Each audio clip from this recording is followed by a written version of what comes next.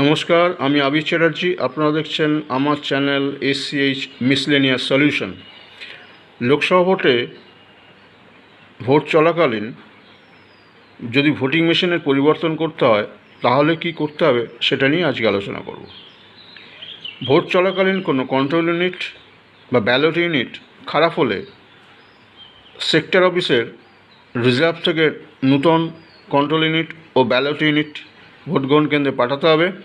সেক্ষেত্রে পুরনো control ইউনিটটিকে close করে সিল করে রাখতে হবে এবং নূতন কন্ট্রোল ইউনিট ও ব্যালট ইউনিট এজেন্টের উপস্থিতিতে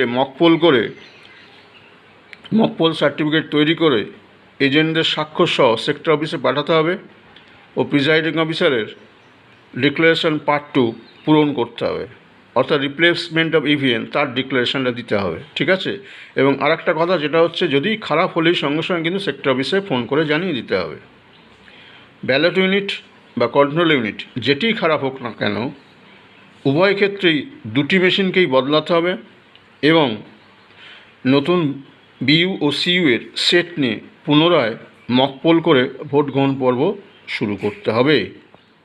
তবে এই ক্ষেত্রে মকপোলের সময় প্রতিটি ক্যান্ডিডেট ও নোটার জন্য ন্যূনতম একটি করে ভোট প্রদান করলেই হবে।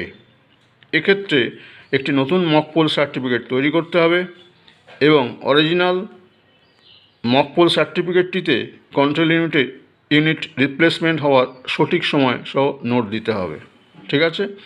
অরিজিনাল যে মকপোল সার্টিফিকেট যেটা থাকবে সেটাতে কন্ট্রোল ইউনিটে যে রিপ্লেস করা হচ্ছে সেই সঠিক সময়টাকে উল্লেখ করে নোট দিতে হবে। ঠিক আছে? তাহলে এইভাবে যদি লোকসভা ভোট চলাকালীন যদি কোনো মেশিন খারাপ হয়ে যায়, হয় ব্যালট ইউনিট নয় কন্ট্রোল ইউনিট বা ভিভিপ্যাটও খারাপ হতে পারে, তাহলে কী হবে, নতুন পুরোটাই চেঞ্জ করে দিতে হবে। ঠিক আছে?